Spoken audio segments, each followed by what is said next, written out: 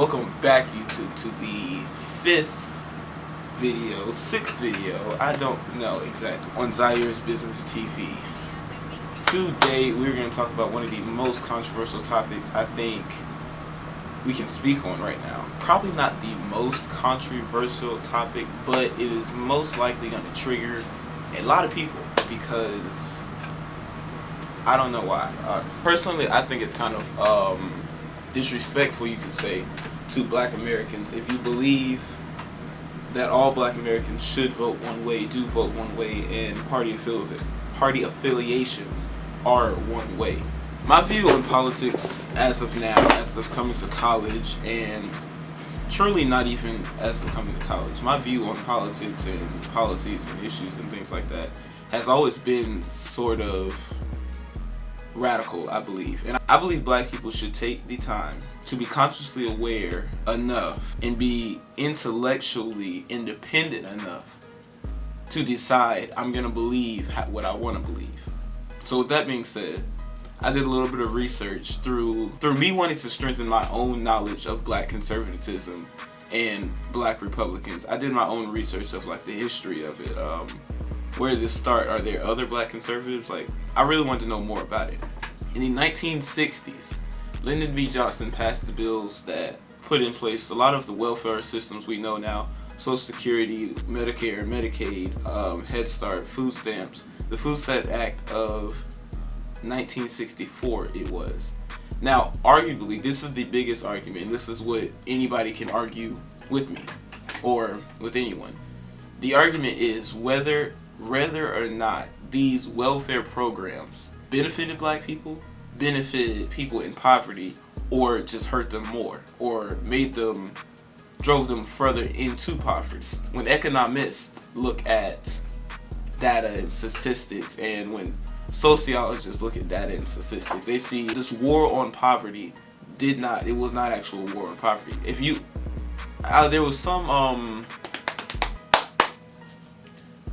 I saw a quote yesterday through my research that said the war on poverty was, if we had a war on poverty, poverty won, basically. It's argued that those policies did nothing. My belief, my view is this: these policies, yes, were meant to help, but I believe they have just pushed us into more of an oppressive nature.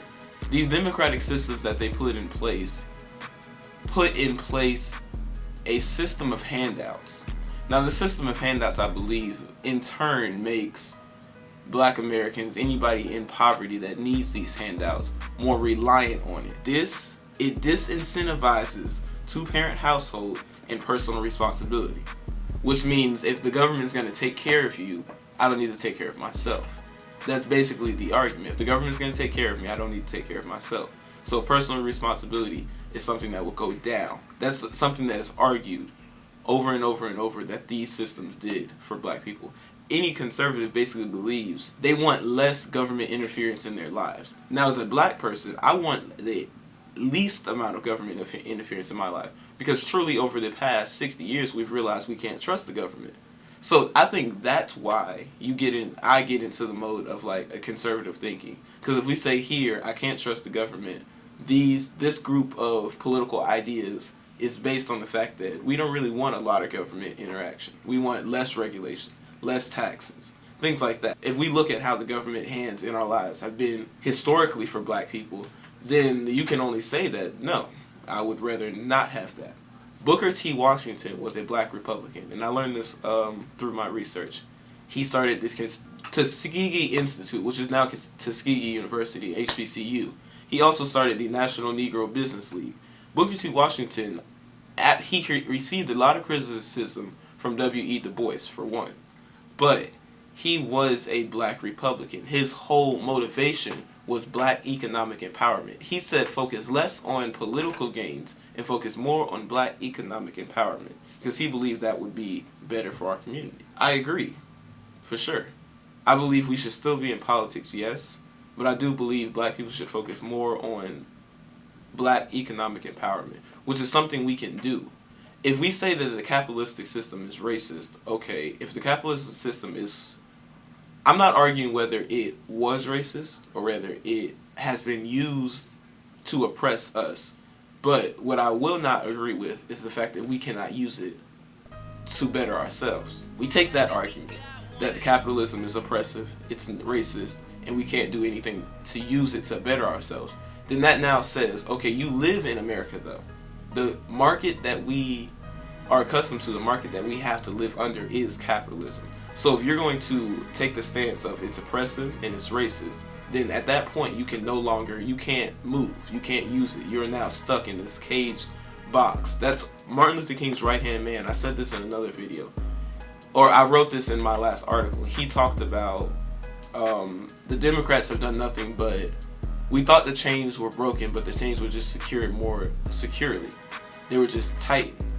That goes along with the democratic systems that are handouts. These systems that are handouts, I believe, help the government keep a hold on black people. How I think is, if I am economically free and I do not have to wait on the government or anybody else to give me money, I won't have to wait on checks for food stamp, Medicare, or anything like that, and I can pay for these things myself, that I am more independent than being a slave of the system.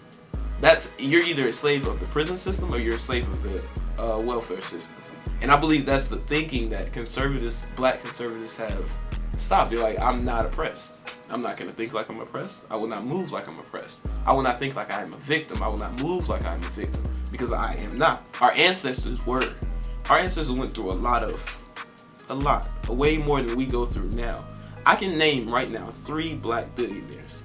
Now, some people will say that is no reason to say that black people are in any different spot than we are now. But we have 3 black billionaires. That means to me, what that says to me is it's possible. What it says to me is there's a chance. You can go out there and get it. You can use this capitalistic system to go and get it. You can use this capitalistic system to, like Booker T. Washington wanted, and create economic freedom. These are simple points, though, that I believe.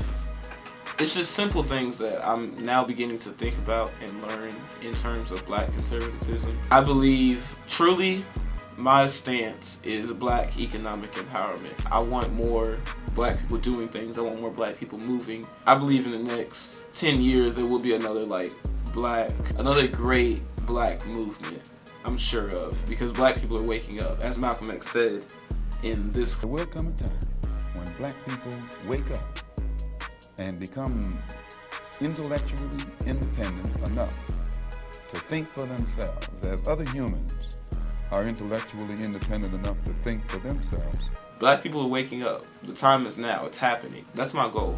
That's why I feel I should discuss and talk about black Republican, black conservatism. I'm going to talk about way more. My channel will be dedicated to, I think I'm changing kind of how I'm pushing out content. My channel is going to be dedicated to kind of that feel. If you want more of that, then subscribe, like this video, and comment something that you want to see on here. But for now, thank you.